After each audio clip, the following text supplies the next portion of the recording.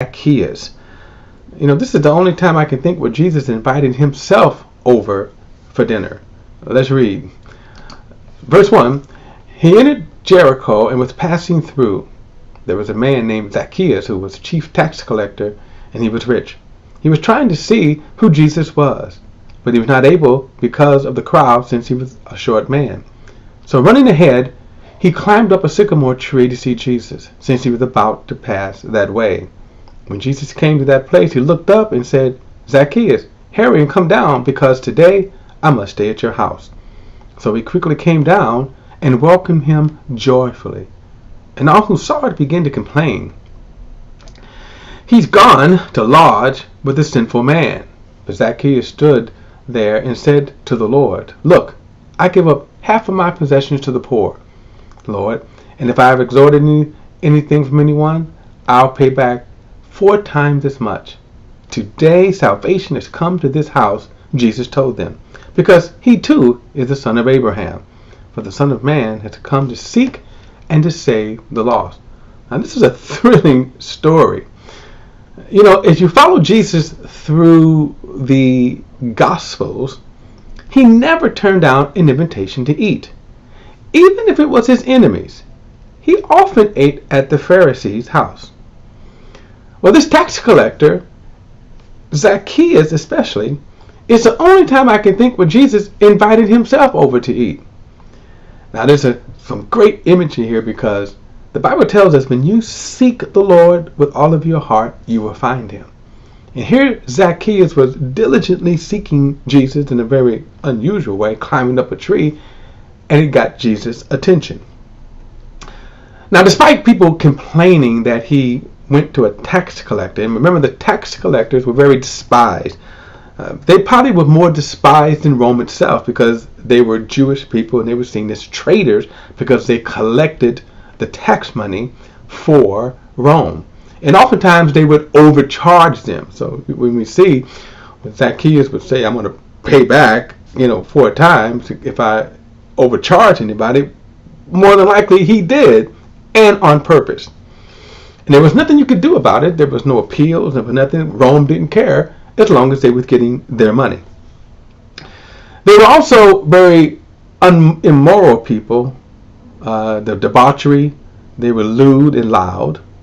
So for this man to seek out Jesus, and one of the most astounding things is that, and this is, by the way, when people say Jesus ate with tax collectors, and if Jesus was around the day he would go to the bars, maybe.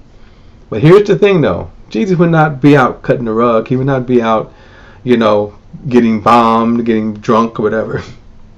Just in every single case where Jesus was, he affected the place. But I digress.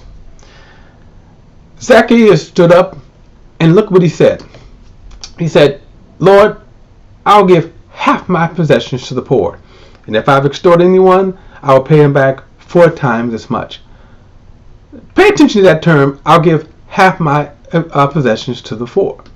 You remember the young rich ruler that came to Jesus, and Jesus told him, go sell all you have and give to the poor. You will have treasures in heaven, and come follow me.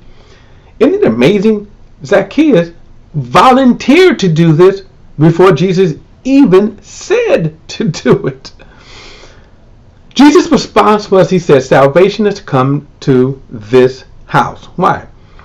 Because he showed by his actions he had changed. Now, he didn't do the works to change, and that's a very important distinction.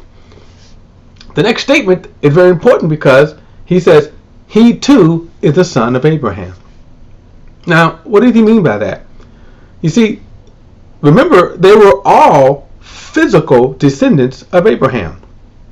In fact, in the 8th chapter of John, Jesus getting in a heated discussion over who were the descendants of Abraham. And basically, remember, Jesus told them, well, you are of your father, the devil. If you were children of Abraham, he said, if you were the true children of Abraham, you would love me. You would believe in me. But as it stands, the physical descendants of Abraham are not the children. It is the children of faith, the children of promise. Well, Zacchaeus demonstrated because of his faith in Jesus. And that's important. Because of his faith in Jesus, it changed his actions. You see, Jesus' primary mission, and notice this last statement here, and this is very important, when he says, "For the Son of Man has come to seek and to save the lost." That's the prime directive.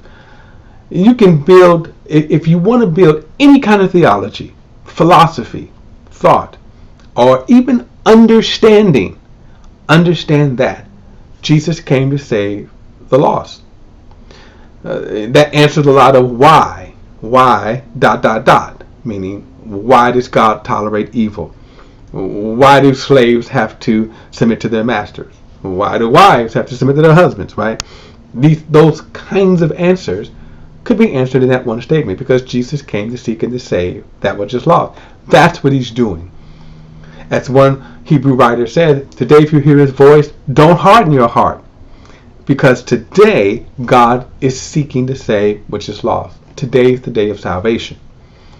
And so when they complained that Jesus was going to eat with sinners, yeah, that's why he came. And guess what? He won a sinner.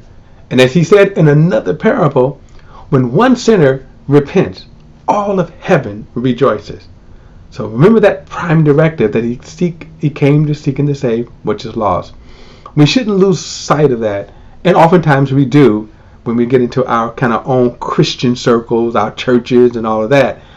Let's always keep in mind that he came to save those who was lost. All right, guys, that's the morning word for today. See you next time.